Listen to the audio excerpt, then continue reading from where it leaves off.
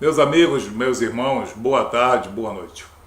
Nós cristãos temos nosso direito e nosso compromisso perante as Escrituras Sagradas, perante a doutrina cristã e perante toda a cristandade. Nós vivemos, divulgamos, praticamos e pelo compromisso que nós temos com Jesus, nós precisamos disseminar a verdade do Evangelho. Jesus mesmo disse na grande comissão: ide e pregai o Evangelho a toda criatura, em nome do Pai, do Filho e do Espírito Santo. Nós cristãos temos então obrigação e temos direito de preservar a nossa doutrina e de oferecer à sociedade o cristianismo segundo as Escrituras Sagradas, um cristianismo não deturpado. Então eu quero hoje fazer mais um vídeo falando sobre o pressuposto da reencarnação. O pressuposto da reencarnação, como o próprio nome diz, é um pressuposto milenar, muito anterior à vinda de Jesus.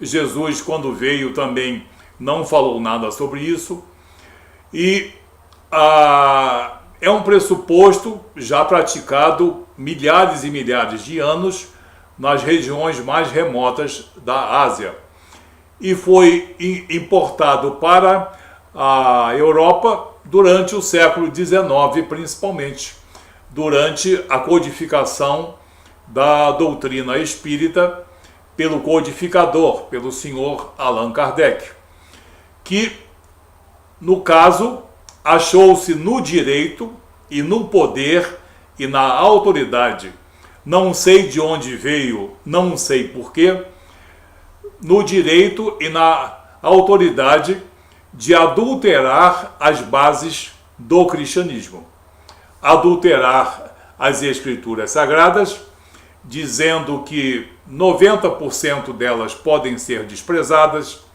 Ele disse que das Escrituras só podemos contar com alguns ensinamentos morais de Jesus e do Antigo Testamento apenas o Decálogo. Então, uma obra milenar dos profetas de Jesus e dos apóstolos foi reduzida pelos critérios de um homem. Com que poder e com que autoridade? Mas vamos dar a ele um pressuposto poder e uma pressuposta autoridade para ter feito isso.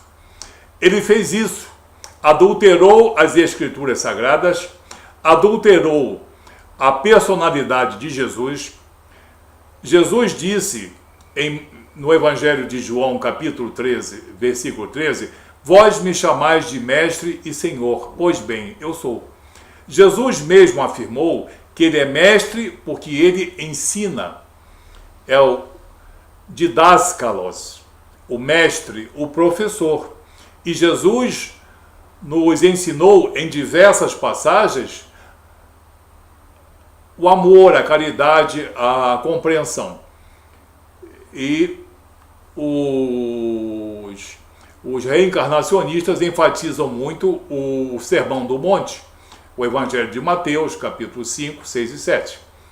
Nós também vivemos esse Evangelho, esse Sermão do Monte, ou Sermão da Montanha, que são ensinamentos maravilhosos.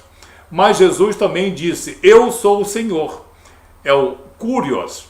O que é o Senhor ou soberano?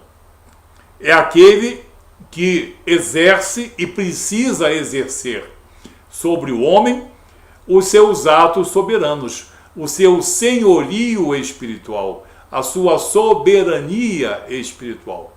E como se manifesta essa soberania de Jesus? De diversas maneiras, convencendo o homem da sua natureza pecaminosa, anulando os pecados do homem, regenerando o homem pelo poder de Jesus e pelo poder do Espírito Santo, reconciliando o homem com Deus, justificando o homem, salvando o homem.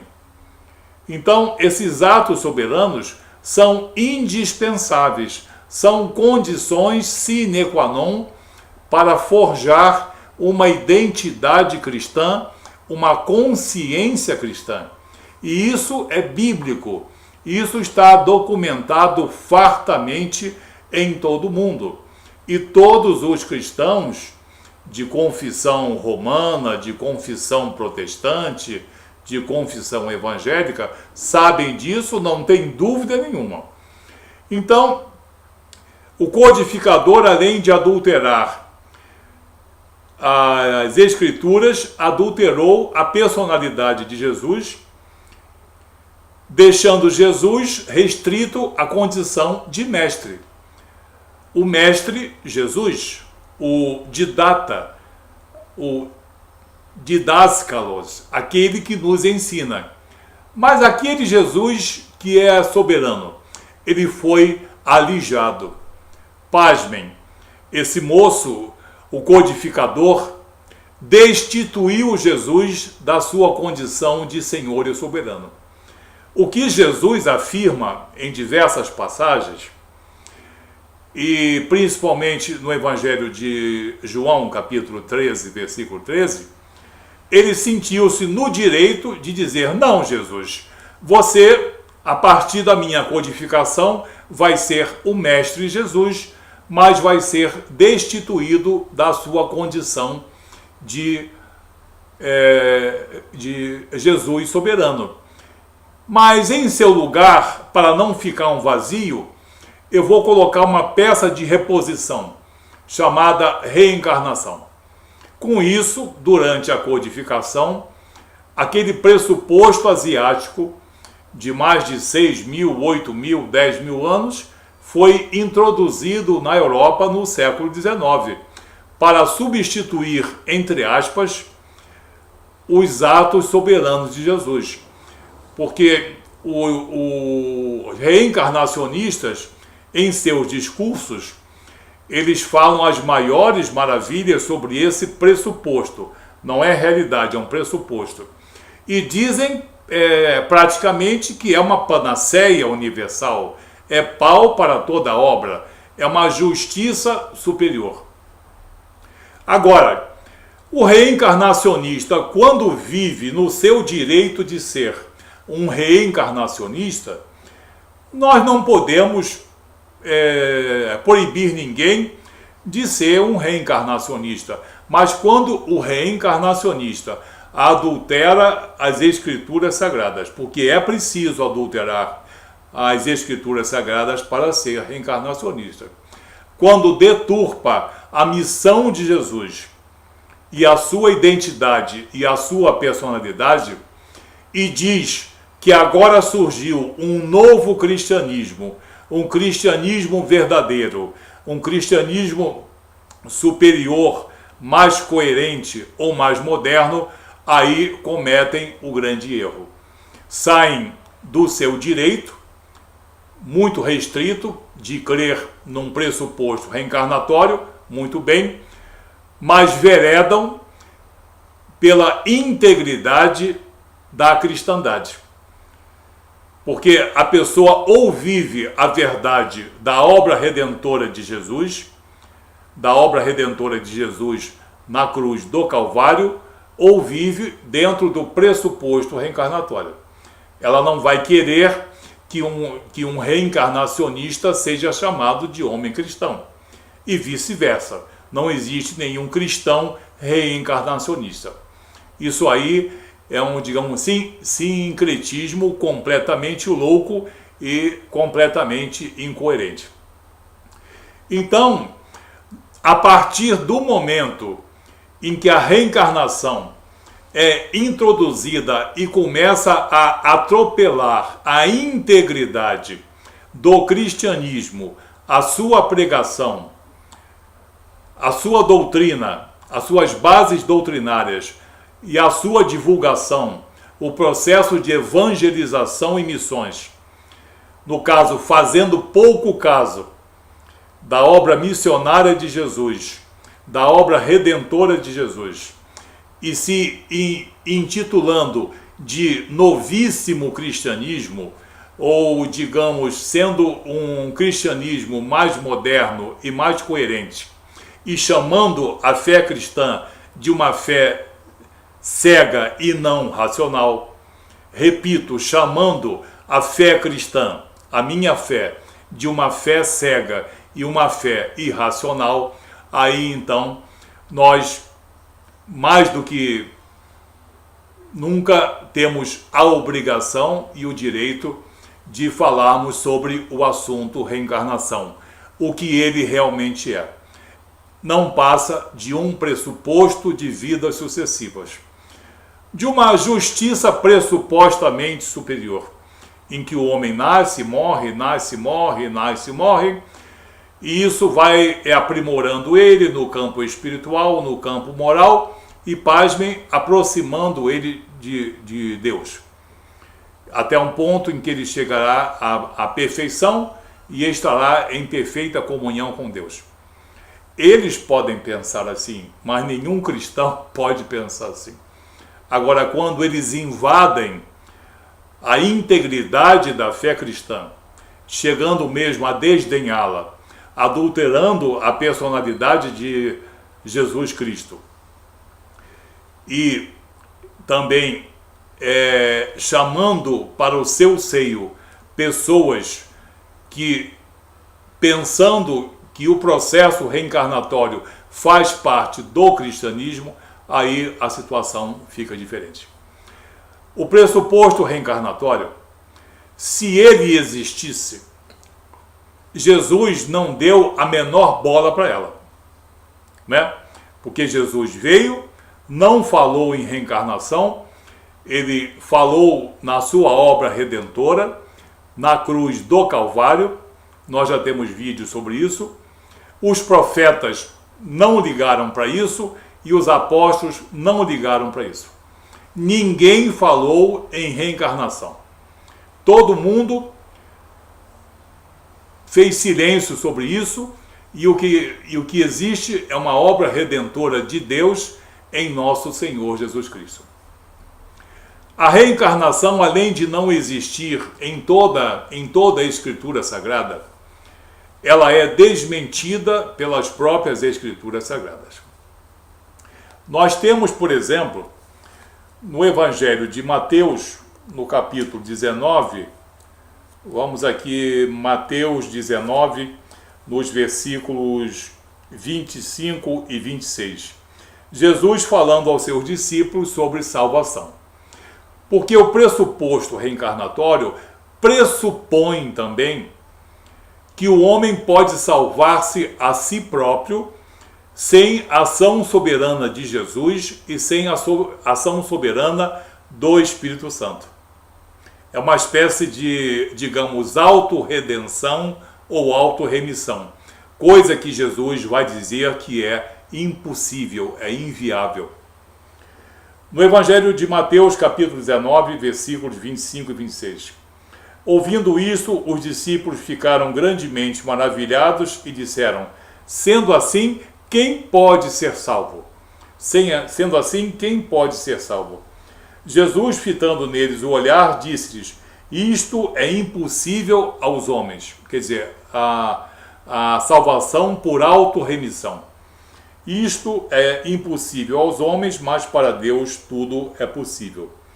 Isso se repete em Marcos, se repete em Lucas também. Vamos ver Lucas no capítulo 18 de Lucas, quando Jesus fala a mesma coisa, mudando um pouco as palavras, segundo a codificação aqui também do Lucas, segundo as pesquisas de Lucas.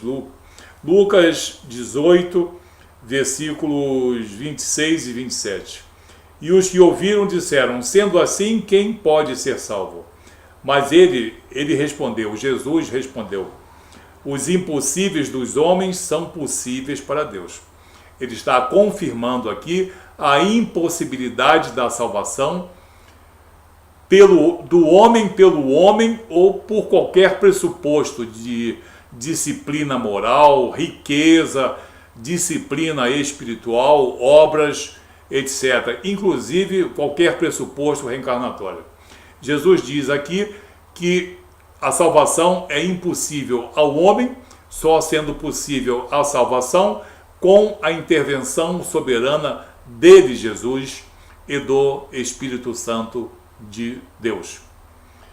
E nós temos outras passagens aqui que negam também a possibilidade da reencarnação.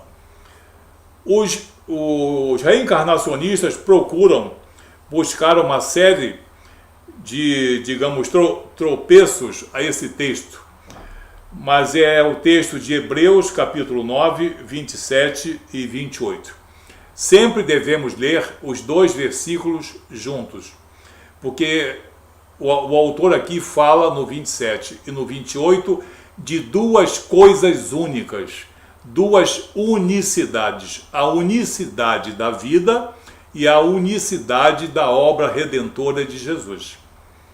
Então, outra prova que nós temos aqui contra esse pressuposto reencarnatório que, no caso, agride a integridade da obra redentora de Jesus e a prática e a disseminação do Evangelho de nosso Senhor Jesus Cristo. O que diz no 27 e no 28? E assim como aos homens está ordenado morrerem uma só vez, vindo depois disso o juízo, essa é a primeira unicidade, a unicidade da morte. Agora vem a segunda unicidade. Assim também Cristo, tendo se oferecido uma vez para sempre, para tirar os pecados de muitos. Tirar os pecados de muitos. Então é Jesus quem tira o pecado de muitos. Além do 27 negar as vidas sucessivas, afirmando que existe uma só morte, portanto existe um nascer, um viver e um morrer. No 28 afirma que a obra redentora de Jesus, que tirou o pecado de muitos, é única também. Então são as duas unicidades que estão em Hebreus 9, 27 e 28. E o homem nasce uma vez, vive uma vez e morre uma vez. O espírito morre? Não, o espírito não morre, sobrevivendo para o juízo. Diz o texto que sobrevive para o juízo.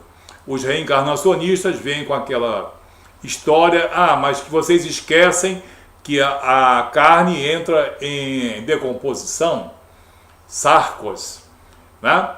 Porém, pneuma, digamos, eterno, sim, até o juízo. Não existe, se existe um só nascer, um só viver e um só morrer, é porque a união entre a carne e o espírito se faz uma vez e a desunião se faz uma única vez, vindo depois disso o juízo. Muito bem. Vamos agora a um dos recursos muito utilizados para tentar, para tentar provar, entre aspas, a reencarnação. E o texto mais explorado está no Evangelho de João, capítulo 3, que não tem nada a ver com reencarnação, tem a ver com o novo nascimento, o nascimento do alto, o nascimento de cima, o nascimento de Deus, como nós vamos ver aqui. Evangelho de João, capítulo 3, versículo 3. O que Jesus diz a Nicodemos? A isto respondeu Jesus: em verdade te digo, que se alguém não nascer de novo, espere um pouquinho, não pode ver o reino de Deus. Parece uma maravilha, mas este nascer de novo, que Ferreira de Almeida traduziu como sendo de novo, ele estava falando de uma novidade de vida, de um novo nascimento, do alto. Por que nós podemos afirmar com toda certeza, de maneira incontestável, que é do alto? Porque, de novo, no original grego, está como anoten, com a partícula adverbial anoten, que significa sempre de cima e do alto. Não de uma outra vez, não novamente, mas do alto, de cima, é o nascimento da água e do Espírito de Deus. E quantas vezes aparece essa partícula no Evangelho de João? Cerca de 5 vezes. Então, anoten aparece cerca de 5 vezes. Com qual significado? Sempre com o significado de cima ou do alto, que é o significado dessa partícula no seu original grego. Aparece a primeira vez aqui na conversa de Jesus com Nicodemos, Evangelho de João, capítulo 3, versículo 3. Se alguém não nascer de cima, do alto. A segunda vez está no versículo 7.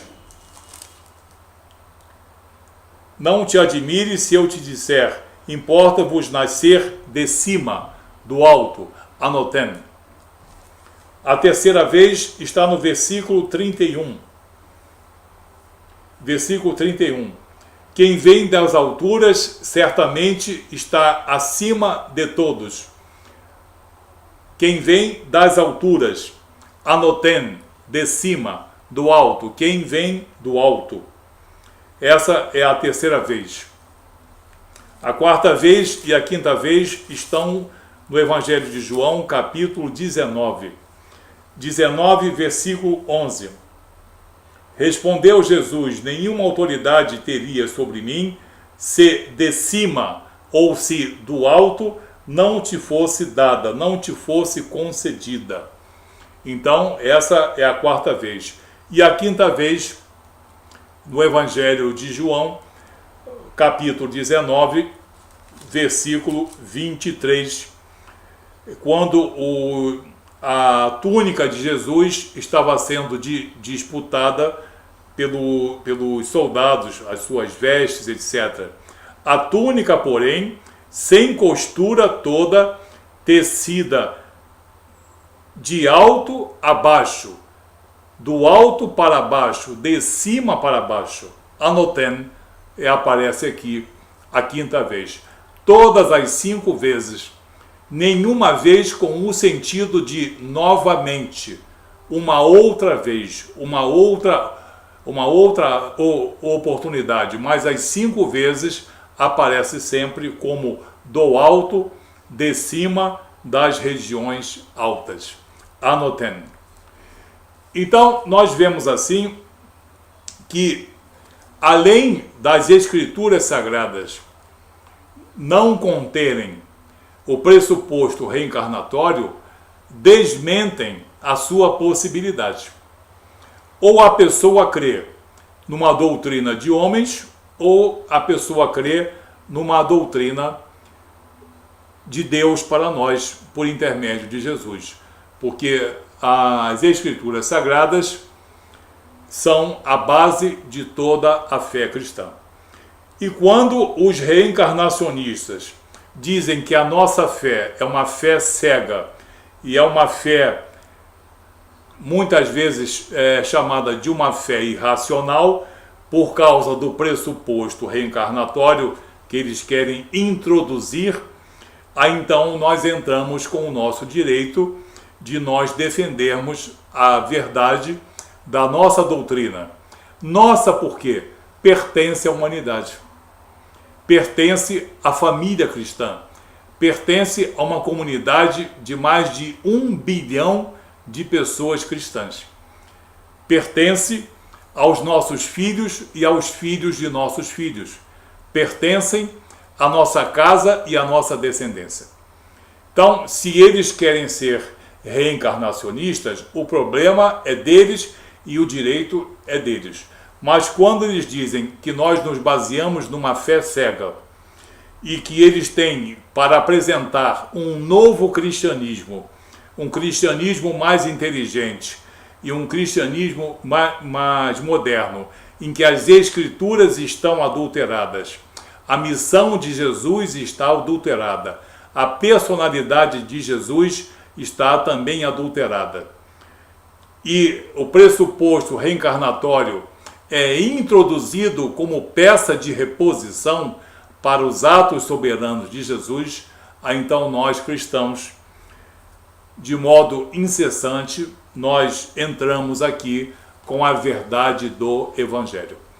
E quem conhece a obra redentora de Jesus, quem conhece o cristianismo, sabe que esse pressuposto reencarnatório não tem espaço nenhum na obra redentora de Jesus e não pode ter espaço nenhum no entendimento de nenhum homem ou mulher cristão.